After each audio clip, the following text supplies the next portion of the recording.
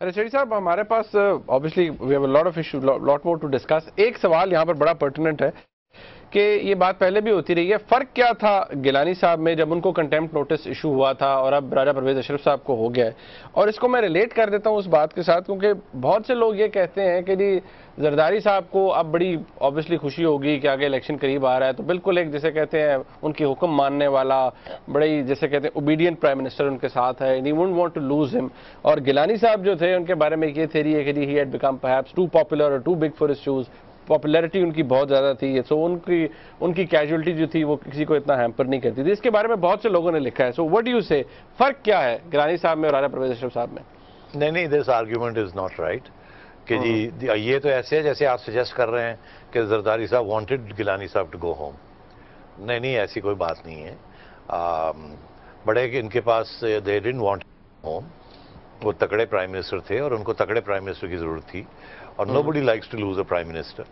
तो ये बात गलत है कि वो चाहते थे गिलानी साहब जाएं. उसके बाद अगर ऐसी बात होती तो गिलानी साहब फिर जाने के बाद प्रेसिडेंसी में चले जाते, और उसके बाद इतने बड़े वो लीडर बन गए हैं यार पीपल्स पार्टी के. Now he is a big leader outside the party. तो उनकी बात जो है उसमें बड़ा वजन है. प्रेसिडेंट साहब बड़े मुतसर है उनसे कि he stood by the president all this time and held the fort. और ये वैल्यूज जो हैं ये पीपल्स पार्टी में इनकी आती है, इन वैल्यूज की, लॉयल्टी की. इनफैक्ट सारी पार्टीज में loyalty is a very important issue. और द फॉर्मर प्राइम मिनिस्टर काफी was very loyal and stood his ground. आपको याद होगा एक वक्त था जबकि शुरू में लोगों की बड़ी कोशिश थी कि इनके दरमियान को फासला क्रिएट किया जाए गिलानी साहब के और प्रेसिडेंट साहब के दरमियान. और नवाज शरीफ साहब की भी कोशिश रही, और इंटेलिजेंस एजेंसियां भी कोशिश करती रहीं कि गिलानी साहब को उठाया जाए, जरदारी साहब को नीचे रखा जाए ताकि इनके दरमियान मिसअंडरस्टैंडिंग क्रिएट हो. मगर फिर गिलानी साहब एक ऐसी स्टेज आई कि ही decided that he would stick with the president. और उन्होंने वो गलती नहीं की जो शाह महमूद कुरैशी साहब ने की या बाबर अवान ने की. तो इसलिए he is held in high esteem. तो ये गलत फहमी दूर होनी चाहिए. दूसरी बात ये, राजा साहब विल ऑल्सो स्टैंड फर्म. जो प्रेसिडेंट साहब कहेंगे बिल्कुल वैसे ही होगा, और इसमें कोई दो बातें नहीं है. और सिर्फ देखने वाली ये बात है कि गिलानी साहब ने तो ये 2 साल खींचा था इस केस को, और जब फाइनली जब बात भी हो गई, नोटिस भी आ गया, इंडैक्टमेंट भी हो गई, फिर भी 4 महीने खींच गए थे, आपको याद होगा. ऐसे ही है ना. तो अब ये है कि मेरा नहीं ख्याल कि अगर इनके साथ ऐसी सूरत हाल होगी तो ये 4 महीने खींच सकते हैं. नहीं, इनको तो आपने देखा, इन्होंने तो धमकी दे दी है जजेस की तरफ से कि आप 27 को आपको इंडाइक्ट कर देंगे. यही तो ये मतलब they are ready to move. तो इनको ज्यादा टाइम नहीं मिलेगा. मगर मैं इसीलिए मैं समझता हूं कि अब इंटरिम ये मसला भी हल होना चाहिए, और इसके बाद इंटरिम गवर्नमेंट का मसला भी हल होना चाहिए, फिर रूल्स ऑफ इलेक्शन भी होने चाहिए. ये अगले 3 महीने में ये हो जाना चाहिए. और अगर अगले 3-4 महीने में ये हो जाता है then we can have an election either by the end of this year और अर्ली नेक्स्ट ईयर. अच्छा हेड साहब, let's move a little forward. इसके बारे में बात होगी ऑब्वियसली जो कर सकते थे. एक सेठी साहब और बड़ी इंपॉर्टेंट डेवलपमेंट है, आज ही हुई. शेख रशीद साहब का एक इलेक्टोरल अलायंस हुआ है और इमरान खान साहब के साथ. अब नाउ एक सवाल यहाँ पैदा होता है. मैं वो करने से पहले मैं चाहूँगा कि 31 जुलाई को इसी साल 2012 हम प्रोग्राम कर रहे थे, तो ये टॉपिक डिस्कशन में आया था. उस दिन इसके ऊपर जब बात हुई तो एनालिसिस आपका क्या था? Do you stick to your analysis? नाज़रीन देखिए क्या बात हुई उस दिन. देखिए, मैंने चिड़िया को पूछा शेख साहब कहाँ जाएंगे. उन्होंने कहा यार शेख साहब तो जहां उन्हें घर मिलेगा वहां चले जाएंगे. मगर बात यह है कि वो घर वाले उनको बुला रहे हैं या नहीं बुलाएंगे. क्या नवाज शरीफ साहब शेख साहब को ले लेंगे? मेरा नहीं ख्याल वो लेंगे. तो ये बात तो होगी खत्म. आइए खान साहब की तरफ चलते हैं. शेख साहब बेसिकली इंटेलिजेंस एजेंसियों के आदमी हैं. खुद फख्र करते हैं इस बात पे कि वो एक कंस्टिट्यूंसी, मिलिट्री कंस्टिट्यूंसी को रिप्रेजेंट करते हैं. इसमें कोई छुपी हुई बात नहीं है. तो अगर इमरान खान साहब इनको लेते हैं तो वो जो सारा इनके साथ जो इनका जो सारा जो लोग इल्जाम लगाते हैं इमरान खान साहब के ऊपर कि यार इनको तो एजेंसियों ने शुरू किया, एजेंसियों ने लोग भेजे इनकी तरफ, तो फिर वो लोग कहेंगे कि जी शेख साहब भी एजेंसियों ने भेजे और इमरान खान साहब ने शेख साहब को ले लिया. सेठी साहब, आज 8 अगस्त है और अब इलेक्टोरल अलायंस हो रहा है. 13 को इमरान खान साहब तशरीफ भी ले जाएंगे उस जलसे में. آپ ابھی تک اپنے آرگومنٹ سے اپنے جو آپ کا انالیسس تھا اسے اسٹک کرتے ہیں؟ اسٹک کیا کرتا ہوں, وہ تو پروو ہو گیا یار. آئی مین اسٹک کرنے والی بات ہی کیا ہے. دیکھیے شیخ صاحب جیسے کہتے ہیں نا, سیاسی طور پہ سنگل ہڈی پسلی والے شخص ہیں. مطلب ہے کہ وہ 3 دفعہ الیکشن ہار چکے ہیں. اگر انہیں پلیٹ فارم نہیں ملتا یا عمران خان کا یا نواز شریف کا, تو وہ الیکشن نہیں جیت سکتے, سیدھی سی بات. اب الیکشن جیتنا یا نہ جیتنے کی بات نہیں ہے. شیخ صاحب کوئی اتنی ایسی کموڈٹی نہیں ہے کہ ان کے بغیر کوئی پارٹی نہیں چل سکتی. مگر شیخ صاحب ایک کنسٹیٹیونسی, بڑی پاورفل کنسٹیٹیونسی کو ریپرزینٹ کرتے ہیں, اور اس وقت نہ وہ کنسٹیٹیونسی پیپلز پارٹی کی ہے نہ وہ نواز شریف کی ہے. تو وہ تو اور کس کی ہے, تو وہ تو اب ظاہر ہو گیا. جو لوگ کہتے تھے, اور میں بالکل آئی اسٹک ٹو مائی پوزیشن, کہ یہ ساری باتیں جی الیکٹرل الائنس ہوگا, یہ ہوگا, ارے بھائی 1 مین پارٹی کے ساتھ الیکٹرل الائنس کریں گے آپ؟ سیدھی سی بات ہے. وہ کہتے ہیں جی کہ شیخ صاحب کہتے ہیں جی جہاں ہمارا کینڈیڈیٹ کھڑا ہوگا وہاں آپ ان کو اپوز نہیں کریں گے, جہاں آپ کا ہوگا وہاں ہم نہیں کریں گے. ارے یار واٹ از دس ڈراما. سیدھی سی بات ہے, شیخ صاحب کو عمران خان صاحب کا سپورٹ ملے گا ٹو اسٹینڈ ان پنڈی, اور ان کے پاس کوئی کنسٹیٹیونسی نہیں ہے, اور دیٹس اٹ. اور یا یہ یا پھر شیخ صاحب ول مرج انٹو عمران خان پارٹی, ختم ہوئی بات. ایک بندے تو ہے, کوئی پارٹی تو ہے کوئی نہیں. تو یہ بڑی اب کلیئر ہوگی نا بات کہ دیکھیے, یا تو یہ ہوتا کہ شیخ صاحب ایک اتنے بڑے پاپولر پولیٹیشین تھے جن کی ایک کنسٹیٹیونسی تھی, جن کے ساتھ 6-10 لوگ اور ساتھ آتے, تو پھر تو بات بھی بنتی نا. یہاں تو سیدھی سی بات ہے, کینڈیڈیٹ ہے جو اپنے پاؤں پہ کھڑے ہو کے نہیں الیکشن جیت سکتے, تو پھر ان کو کون دھکیل رہا ہے عمران خان صاحب کی طرف, اور عمران صاحب کو کیا مجبوری ہے کہ ان کو وہ لیں؟ تو ظاہر ہے کنسٹیٹیونسی کو خوش کرنا ہے, ان کو لیں گے. تو اس میں کوئی ایسی بات نہیں ہے. دوسری بات میں یہ بھی کہتا چلوں کہ بالکل کوئی حرج نہیں ہے. وہ کنسٹیٹیونسی کو اگر شیخ صاحب ریپرزینٹ کرتے ہیں فوج کو, تو بڑی اچھی بات ہے, ہونا چاہیے. فوج کی آواز بھی ہونی چاہیے آفیشیل پالیٹکس کے اندر, کسی وایا پالیٹیشین. اور شیخ صاحب تو فخر کرتے ہیں, تو مجھے کوئی پرابلم نہیں ہے اس چیز کے ساتھ. مگر پرابلم اگر ہے تو پھر عمران خان صاحب کو ہونا چاہیے, کیونکہ وہ لوگ جو الزام لگاتے تھے کہ ان کے تعلقات ISI کے ساتھ یا ان کی ایجنسیوں نے یہ پارٹی بنائی, تو پھر وہ تو الزام جو ہے وہ سٹک کرے گا. مگر میں یہ کہتا ہوں کہ یار وہ تو الزام نواز شریف صاحب کے اوپر بھی ایک زمانے میں لگا تھا نا. پھر جب نواز شریف صاحب میچور ہو گئے ایز اے پولیٹیشین, تو ہی بیکیم لوس. تو عمران خان صاحب بھی آج اگر ISI نے ان کی ہیلپ کی ہے پارٹی بنانے میں اور دھکا لگانے میں, آگے ان کو ضرورت نہیں پڑے گی ISI کی. تو یہ کوئی اتنی بڑی, مطلب یہ اتنی بڑی بات بھی نہیں ہے بھی اور نہیں بھی ہے, یہ میں کہنے کی کوشش کر رہا ہوں. یعنی کہ سیٹھی صاحب NA-55 کا الیکشن جیتنا ہارنا, اس سے خان صاحب کو کوئی پرواہ نہیں ہوگی. وہ یہ بس انہوں نے ایک کنسٹیچوئنسی کو آپ کے مطابق خوش کرنا تھا, انہوں نے کر دیا. دیٹس اٹ جی, دیٹس اٹ. نو مور اور نو لیس. اور کوئی حرج نہیں ہے اس میں. میں تنقید نہیں کروں گا عمران خان صاحب کی کہ انہوں نے شیخ صاحب کو جپی ڈال لی ہے. اچھی بات ہے, کوئی پرابلم نہیں مجھے اس سے. And do you really think کہ کوئی شیخ رشید صاحب کو فائدہ ہوگا PTI کے ساتھ الیکٹورل الائنس کرنے کا؟ کیا آپ کو لگتا ہے NA-55 جیت سکیں گے؟ الیکٹورل الائنس شاید نہ باتیں کرو. شیخ صاحب جا رہے ہیں عمران خان صاحب کے ساتھ, ون وے اور دی ادر, اور اس میں شیخ صاحب کا بہت فائدہ ہے, فوج کا بہت فائدہ ہے. ان کا ایک اسپوکسمین ڈائریکٹ وہاں بیٹھا ہوگا, ان کی لائن لے رہا ہوگا. اور شیخ صاحب بڑے قابل انسان ہیں, بڑی بولتے ہیں, بڑی ان کی تجزیہ ہے, ان کی بڑی grasp of politics, native son of the soil ہے, اس میں کوئی شک نہیں ہے. اور شیخ صاحب جا کے وہاں ایک کنسٹیٹیونسی کو ٹھیک ٹھاک عمران خان صاحب کی سینٹرل کمیٹی کے اندر بیٹھ کے ریپرزینٹ کریں گے. اور میں یہ بھی آپ کو کہہ دوں, شاہ محمود قریشی صاحب بھی اس کنسٹیٹیونسی کو ریپرزینٹ کریں گے, اس میں کوئی شک نہیں ہے. تو وہاں کوئی شارٹیج نہیں ہے اس کنسٹیٹیونسی کو ریپرزینٹ کرنے کی لوگوں کی.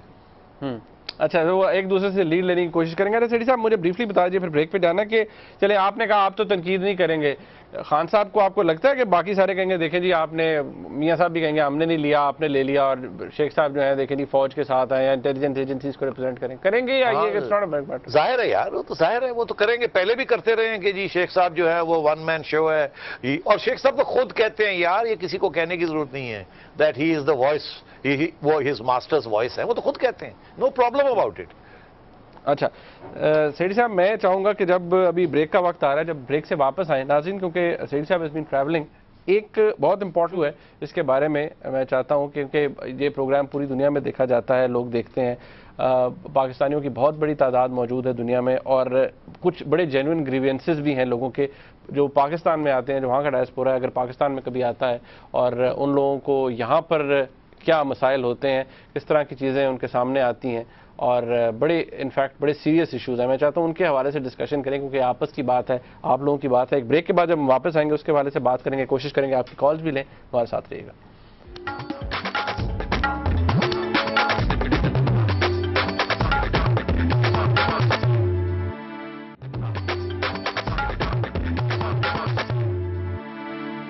ناظرین, اب جو بات میں اور شیڈی صاحب کریں گے وہ بڑی اہمیت کی حامل ہے کیونکہ اس کا تعلق کچھ مافیا سے ہے. شیڈی صاحب ہیز گاٹ سم انفارمیشن کہ جو باہر پاکستانی رہتے ہیں جب وہ پاکستان آتے ہیں تو ان کو کس طرح کے مافیاز کا سامنا ہوتا ہے اور وہ ایکچولی ان کے ساتھ ہوتا کیا ہے ان سمپل ورڈز.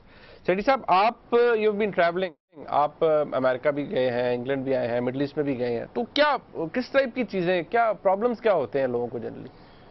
یا منیب, جہاں بھی میں جاتا ہوں جب پاکستانیوں سے ملاقات ہوتی ہے تو 2-3 ایشوز جو ہمیشہ ریز کیے جاتے ہیں. پہلے تو ظاہر ہے کہ وہ ڈول نیشنلٹی والی بات ہوتی ہے کہ جی ہمیں ہمارا حق ہونا چاہیے, ڈول nationality is a good thing, اور ہمیں الیکشن میں بھی حصہ لینے کی اجازت ہونی چاہیے. تو ظاہر ہے they are all in favour of dual nationality, اور یہ کہ جی ہمیں اجازت ہونی چاہیے الیکشن میں, کیونکہ ہم سے زیادہ لائل پاکستان میں جو رہنے والے ہیں وہ بھی نہیں ہیں, کیونکہ ہم تو یہاں پسینے کے ساتھ کماتے ہیں اور کما کے بھیجتے ہیں, اور سارا وقت ہماری توجہ پاکستان کی طرف ہی ہوتی ہے. اور یہ اس میں کوئی شک ہی نہیں ہے کہ اگر آپ اور میں پاکستان میں بیٹھ کے 24 گھنٹے میں سے 12 گھنٹے ہم پاکستان کا سوچتے ہیں تو یہ تو 24 گھنٹے پاکستان کا سوچتے ہیں. آپ امیجن نہیں کر سکتے کتنے جذبے کے ساتھ, کتنی محب الوطنی کے ساتھ جو اوورسیز پاکستانیز ہیں جہاں بھی ہیں, مڈل ایسٹ میں ہیں, امریکہ میں ہیں, یورپ میں ہیں, برطانیہ میں ہیں, جس قسم کا بھی طبقے سے آئے ہیں, مزدور طبقے سے آئے ہیں, مڈل کلاس کے طبقے سے آئے ہیں, ڈاکٹرز, پروفیشنلز, اپر کلاس, سارے preoccupied and totally loyal to Pakistan. اس میں تو کوئی شک ہی نہیں ہے, اتنا پیشن ہے, اتنی بلیف ہے ان پاکستان. دوسری بات یہ کہ تو اس لیے they are concerned about Pakistan. ہر بندہ پوچھتا کیا ہو رہا ہے جی, کیا ہوگا, یہ اس کے بارے میں آپ کا کیا خیال ہے, ایسے کیوں ہوا, ایسے کیوں نہیں ہوا, بہت انوالوڈ ہے. پہلی بات تو یہ اچھی بات ہے. دوسری بات یہ کہ پریشان بھی ہیں کہ کیا بات ہے کہ ہم اتنی کنٹریبیوشن ہے ہماری 13-14 ارب ڈالر لیگل سورسز سے اور 8-10-15 بلین ڈالر انلیگل یا ان آفیشیل سورسز سے حوالے کے ذریعے ہم پیسے بھیجتے ہیں کما کے, جس کے ساتھ آپ کی معیشت چلتی ہے, and which is about 10% of your economy. بہت بڑا کنٹریبیوشن ہے آپ کی اکانومی, کنزیومر اکانومی کے لیے. تو ہمیں ہمارے ساتھ جو حادثہ ہوتا ہے اس کی جو داستان جو مجھے سنائی جاتی ہے, آئی مین دے شاک. میں صرف موٹی موٹی بات بتاؤں, جنگ گروپ, ہمارے گروپ کے جو لندن دفتر ہے وہاں ہمارے جو بیورو چیف ہیں افتخار قیصر صاحب, اور جو رپورٹر ہیں بہت اہم جنہوں نے ریسرچ کی آصف ڈار صاحب, انہوں نے بہت اس چیز کے اوپر توجہ دی ہے. اور وہ مجھے بتا رہے تھے جب میں لندن میں تھا کہ 5 انہوں نے جو ریسرچ کی اور جس میں جنگ کی خبریں بھی چھپ رہی ہیں کہ 5 قسم کے قبضہ گروپس ہیں جن کی کہانیاں جو لوگ پاکستان جاتے ہیں لندن سے یا برطانیہ سے واپس آ کے جو کہانیاں سناتے ہیں وہ کہتے ہیں 5 قسم کے قبضہ گروپس جو ہیں وہ ان کو پکڑ لیتے ہیں. لینڈ والے, زمینیں جن پاکستانیوں جو لوگ امریکہ میں یا برطانیہ میں رہتے ہیں جن کی زمینیں ہیں وہاں, ان زمینوں کے ساتھ کیا ہوتا ہے, ان کے جو انتقال ہے, جو فرد ہے, ان کے ساتھ کیا ہیرا پھیریاں ہوتی ہیں اور کیسے ان کو تکلیف میں ڈالا جاتا ہے, ساری کنٹروورسیز بنائی جاتی ہیں, پھر ان سے وہ چھینی جاتی ہیں زمینیں, اور اس میں رشتہ دار بھی انوالوڈ ہوتے ہیں اور قبضہ گروپس بھی انوالوڈ ہوتے ہیں. وہ کا داستانیں سن کے پریشان بندہ ہو جاتا ہے کہ ان کے ساتھ کیا کیا ہوتا ہے. اس کے بعد دوسرے قسم کے قبضہ گروپس ہیں جو ان کے جو رہائشی مکان ہیں, جو آپ کو یاد ہوگا جب 9/11 ہوا تو 9/11 کے بعد مسلمان اور اسپیشلی پاکستان شان تھے کہ اگر یہاں اس قسم کے حادثے اور ہوئے تو شاید ان کی پرسیکیوشن ہو ویسٹ میں. تو انہوں نے بہت سا پیسہ ٹرانسفر کیا کہ اگر خدا نہ خواستہ واپس جانا پڑے پاکستان تو وہاں ہمارے لیے ہونا چاہیے. تو انہوں نے زمینیں بھی خریدیں, انہوں نے کاروبار کرنے کی بھی کوئی انویسٹمنٹ کرنے کی کوشش کی, کچھ گھر بھی خریدے, پراپرٹی ویلیوز پاکستان میں بڑھنی شروع ہو گئی. اور ان کے ساتھ یہ ہوا کہ جب یہ واپس آ گئے خرید کے کچھ کرائے پہ چڑھا دی, کچھ کسی بھائی کو یا کسی رشتہ دار کے والے کی, اس کا ذرا یہ خیال کرنا, پتہ یہ چلا کہ وہیں قبضے گروپ جو ہے ان کی پراپرٹیز کو انہوں نے قبضہ کر لیا اور اتنی سخت ان کو تکلیف میں ڈالا کہ کبھی یہ عدالت میں گھومتے ہیں, کبھی یہ بیچارے تھانے جاتے ہیں, کبھی ادھر کبھی ادھر, ہر وقت ان کا نقصان ہو رہا ہوتا ہے. اور دوست اور دشمن میں کوئی فرق ہی نہیں, سب ان کا ناجائز فائدہ اٹھانے کی کوشش کر رہے ہیں. اور پتہ نہیں کتنے سینکڑوں لوگ ہیں جن کی اس قسم کے پرابلمز چل رہے ہیں گھروں میں اور زمینوں میں. اس کے علاوہ پھر قبضہ گروپس ہیں جو کہ ایسی ٹیکٹکس استعمال کرتے ہیں. ایک قسم کے قبضہ گروپس ہیں جن کو کہتے ہیں پیمفلٹ قبضہ گروپس. मतलब है कि वो इनको धमकी देने के लिए इनके खिलाफ पैम्फलेटरी शुरू कर देते हैं, सारे इनके मोहल्ले में पैम्फलेट्स इनके बारे में कि ये झूठ इल्जाम, ये पाकिस्तान में इनके बारे में, इनकी फैमिलीज के अंदर, इनके दोस्तों के अंदर पैम्फलेट बाजी शुरू कर देते हैं कि ये फलाना है, ये है, ये है, इसने ये किया, इसने ये किया, वहां बदनाम करते हैं। और इनके जो खानदान है बरतानिया में या अमेरिका में, उनकी कम्युनिटी के अंदर दूसरे किस्म के इल्जाम कि पाकिस्तान में जाकर ये बंदा ये कर रहा है, पाकिस्तान के कहते हैं कि ये अमेरिका में, ये लंदन में बैठ के ये गंद कर रहा है। तो बंदे को इतना प्रेशर के अंदर ले आते हैं पैम्फलेट्स के जरिए कि वो बंदा परेशान हो जाता है और मुकमुका करके भाग के अपनी जमीन या अपना प्रॉपर्टी जो है वो कौड़ियों के भाव बेच के वहां से भागते हैं कि अल्लाह हमें तो यहाँ फंस गए। और फिर फाइनली इस किस्म के कब्जा ग्रुप्स हैं जो कि जिसे कहते हैं जिन कब्जा ग्रुप। क्या? जिन कब्जा ग्रुप। अच्छा। वो क्या करते हैं कि जब ये सारा कुछ हो जाता है और वो बेचारे की फाइनली एक स्टेज आती है कि वो शख्स की जमीन या घर ये जो कि है वो फारग होता है या वो बिकने जाता है और उसको आधी कीमत भी नहीं मिल रही होती, तो उस वक्त ये करते हैं कि जब वो बेचने जाता है मुकमुका करके और सब कुछ करके और नुकसान करके, तो उस वक्त जो नए लोग खरीदने आते हैं उनके कानों में ये बात डालनी शुरू कर लोग कि जी ये देखिए ये घर में तो जिन है, इस घर में तो जो पहले रहते थे उनके 2 बंदे थे, वो 2 भाई मर गए, वो फलानी थी उसकी तलाक हो गई, वो फलाना था उसका ये हो गया। वो जो लोग बाहर होते हैं वो भाग जाते हैं और वो घर की कीमत जो है वो और भी गिरनी शुरू हो जाती है, क्योंकि लोग बड़े इनोसेंट हैं वहां। तो ये जिन ग्रुप, पैम्फलेट ग्रुप और ये कब्जा ग्रुप और ये सारा कुछ वहां। तो इन के साथ सैकड़ों केसेस हैं। आप कहते हैं एक मैंने ऐसे ऐसे खौफनाक केसेस सुने और ठीक ठाक खाते पीते लोगों के साथ ये हो रहा है और उनके रिश्तेदार भी उनके साथ इन्वॉल्व है। हम पहले ये समझते थे कि इनके साथ जो ज्यादती होती है वो ये होती है कि जब ये फैमिलीज के साथ वापस जाते हैं, कोई लाहौर जाता है, कोई आज़ाद कश्मीर जाता है, कोई इधर जाता है, कोई उधर जाता है, तो वहां खतरा ये होता है कि इनके बच्चों को या किसी को किडनैप कर लिया जाएगा फॉर रैंसम।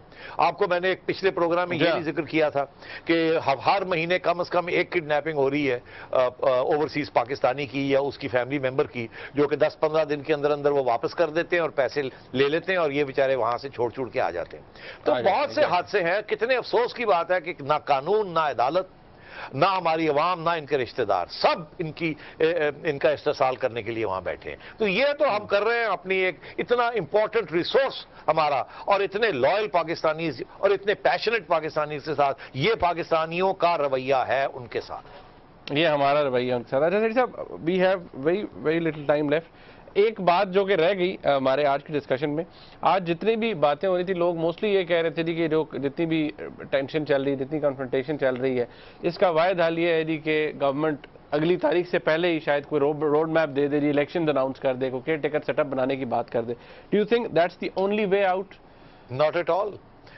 देखिए मुनीब, मैंने भी एक जमाने में ये सोचा था कि यार इलेक्शन कराओ और छोड़ो और जो नई हुकूमत आएगी उसको फैसला करने दें कि ऐसा खत लिखा जाना चाहिए या नहीं। मगर ये तो बैड पॉलिटिक्स होगी ना जरदारी साहब के ऊपर अगर उन्होंने इस किस्म की इजाजत दे दी तो। बिकॉज फिर तो ये तो फैसला जो भी अगली गवर्नमेंट आएगी, अगर जरदारी साहब की अपनी गवर्नमेंट ना आई तो वो तो उनके खिलाफ जाएगा जरदारी साहब के। तो वाई शुड जरदारी साहब opt for an early election? और जो उनके हामी हैं, तजियाकार भी जो हैं, वो जो कहते हैं इलेक्शन करवा दें सब ठीक हो जाएगा, इनफैक्ट नहीं होगा। जरदारी साहब कभी भी इलेक्शन नहीं कराएंगे कि और ये मामले को मुलतवी कर देंगे कि ये जो अगली हुकूमत आएगी। क्या ये कोई गारंटी दे सकता है कि अगली हुकूमत जो है वो जरदारी साहब की होगी? और क्या कोई गारंटी दे सकता है कि ये सुप्रीम कोर्ट अगली हुकूमत की इंतजार करेगा? ये तो इंटरिम गवर्नमेंट से भी काम करवा सकते हैं। और जैसे मैंने आपसे अर्ज किया कि कोई गारंटी नहीं है कि इंटरिम गवर्नमेंट जो है वो जरदारी साहब की बात मानेगी या सुप्रीम कोर्ट की बात मानेगी। इसलिए मैं आपसे कहूंगा कि ये इलेक्शन वाली स्ट्रैटेजी इस मसले को हल करने के लिए ये स्ट्रैटेजी नहीं है। खैरी साहब, आपका बहुत शुक्रिया। नाज़रीन, आपने प्रोग्राम फीडबैक इसका जरूर हमें दीजिएगा। देखने का बहुत शुक्रिया। खुदा हाफिज।